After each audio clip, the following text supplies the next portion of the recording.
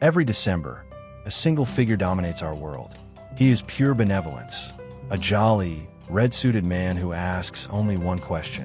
Have you been naughty or nice? If you're nice, Santa gives you toys. If you're naughty, you're told you'll get a lump of coal.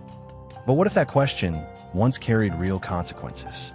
Because the history of this figure is far darker, far older, and far more complex than we're taught.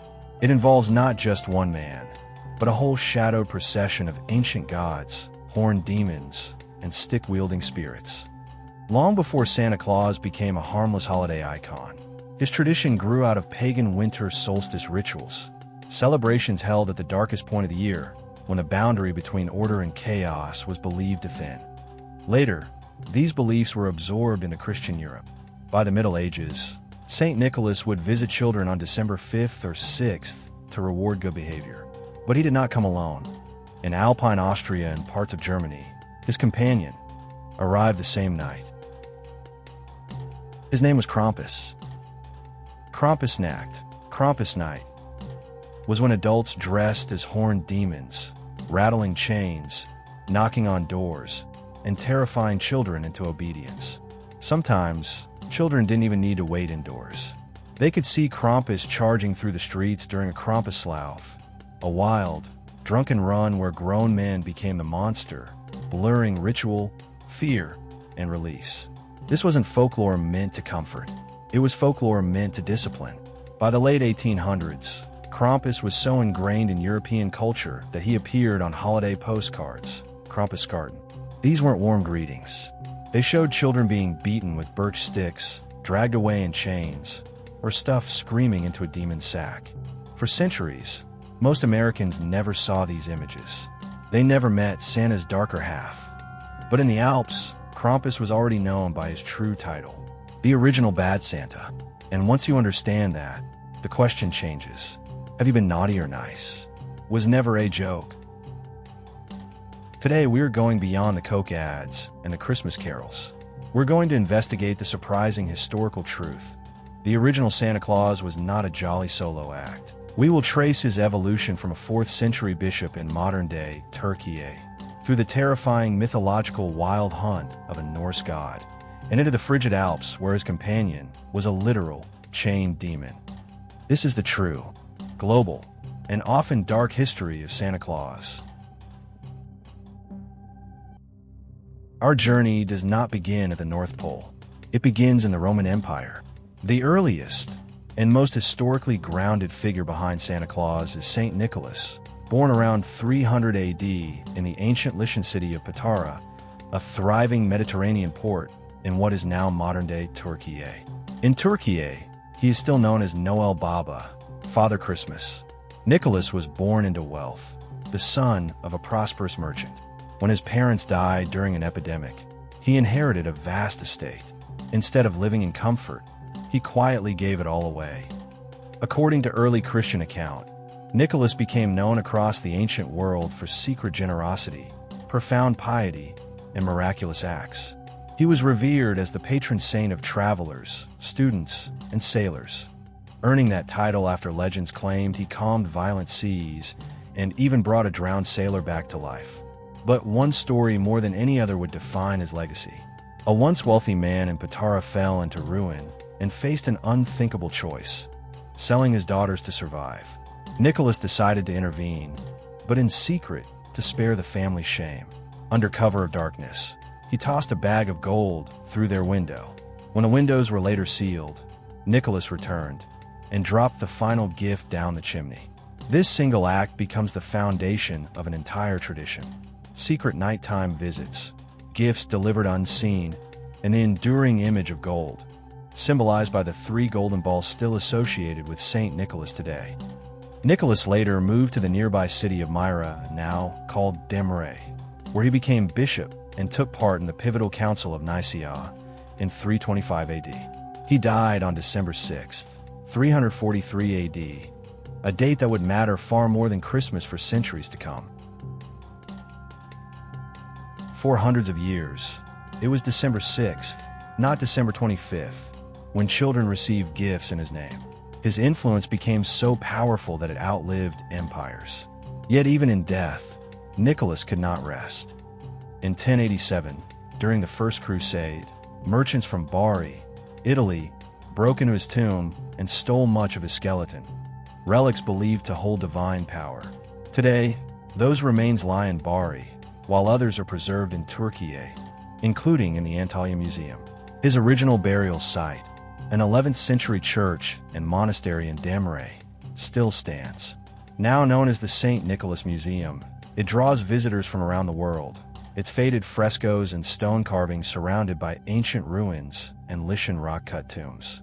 This is the historical core of Santa Claus. A real man, a secret giver, a nighttime visitor. But as his legend traveled, it did not remain pure. Through the Dutch tradition of Sinterklaas, Nicholas crossed into Western Europe.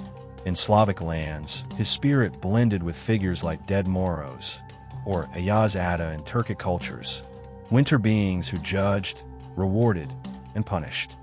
Even the Christmas tree may trace its roots back to older Turkic winter solstice traditions, where wish-making trees marked the darkest days of the year. This is how one bishop became many figures. And this is where the story stops being gentle. Because when St. Nicholas spread across Europe, he did not always go alone.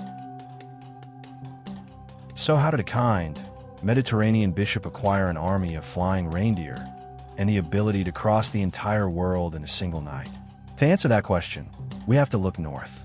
Far north, beyond Christianity, beyond saints, into the frozen forests of Germanic and Norse mythology, to the figure of the chief god, Odin, also known as Woden. Each winter, during the midwinter festival of Yule, Odin was believed to ride across the sky at the head of the Wild Hunt, a supernatural procession of spirits, warriors, and the dead, tearing through the darkness on storm winds.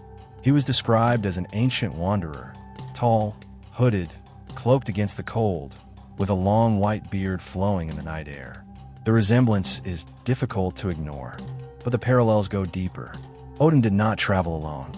His mount was Sleipnir, a mythical, eight-legged horse capable of leaping across the sky itself.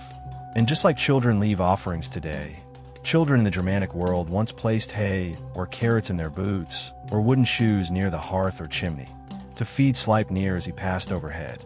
In return, Odin would leave small gifts. The pattern is unmistakable. Flight through the winter sky, a white-bearded figure who judges and rewards. Entry through the chimney, offerings left for a supernatural animal in exchange for gifts. Historians and folklorists are remarkably consistent on this point. These elements did not originate with St. Nicholas. They were absorbed. The Christian bishop supplied the moral authority, the judgment of good and bad. The pagan god supplied the magic, the flight, the speed, the impossible journey through the night. St. Nicholas did not learn how to fly in a vacuum. He inherited it. Perhaps the most unsettling truth about the pre-modern Santa myth is this. For centuries, he almost never worked alone. Before the 19th century, the gift giver was inseparable from the punisher. Across Europe, the tradition was built on a harsh and unmistakable binary. The saint delivered reward. The companion delivered consequence. Where St. Nicholas offered generosity, his shadow enforced obedience. The most infamous of these figures is Krampus, a horned, half-goat, half-demon presence born in the Alpine regions. On the night of December 5th, known as Krampusnacht, St. Nicholas reviewed the names of the well-behaved. Krampus handled the rest.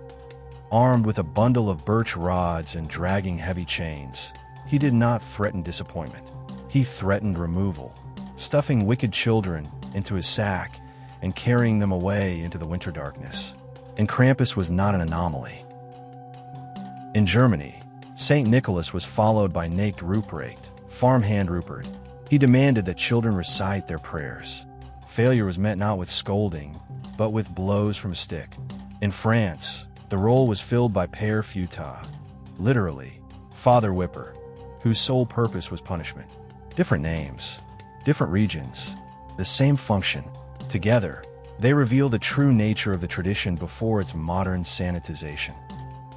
So how did a 4th century bishop, whose feast day fell not on Christmas, but on December 6th, shift nearly 3 weeks forward in time and become the central figure of the modern holiday itself? The answer is not theological. It is cultural, and it unfolds in the United States. The name Santa Claus is a linguistic echo of the Dutch Sinterklaas, carried across the Atlantic by settlers and rooted in New Amsterdam, the colonial city that would become New York. Yet for generations, this figure remained peripheral, a folk memory rather than a holiday ruler. That changed in the 19th century. As historian Dr. Amelia Brown notes, this was the moment when St. Nicholas was fully detached from his original feast day and permanently fused to Christmas. And with that shift came something else, a deliberate softening, a stripping away of judgment, and the quiet removal of fear. It began with a poem. In 1822, Clement Clarke Moore's A Visit from St. Nicholas did more than entertain children. It rewrote a myth that had taken over 1,000 years to form. The towering moral authority became small enough to fit inside a home. The nocturnal judge was transformed into a cheerful visitor. He was renamed, resized, and reshaped into something safe.